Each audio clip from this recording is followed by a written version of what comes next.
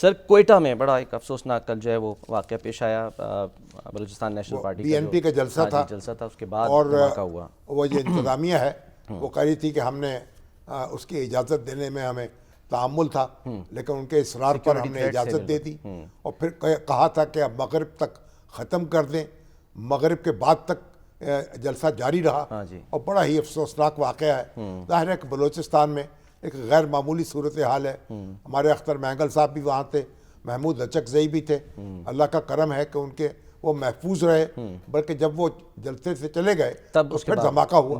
اب یہ خودکش دھماکہ بتایا جا رہا ہے۔ بہرحال یہ ہمارے جو سیاست دان ہے اور سیاسی رہنما ہے ان کو بھی احتیاط کرنی چاہیے۔ انتظامیہ سر بار بار کہہ رہی تھی کہ آپ مغرب سے پہلے کریں، 3 دفعہ ان کو اس وقت بھی کہا گیا، انفارم کیا گیا۔ سیکورٹی کے انتظامات پراپر ہونے چاہیے، اور پھر یہ ہے کہ اندھیرے میں مغرب کے بعد اگر جلسہ نہ کیا جائے تو اس میں کیا ہوگا، کیا بذائقہ کیا ہے۔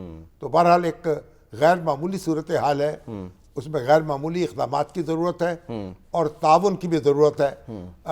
آپس میں سیاسی جماعتیں جو ہیں وہ بھی انتظامیہ کو سمجھے مجبوریوں کو، اور انتظامیہ بھی ان کی حفاظت جو ہے اس کا ایک مؤثر بندوبست کرے۔ آخر انتظامیہ اپنی ذمہ داری سے یعنی ایسے وہ نہیں اغماس نہیں برت سکتی۔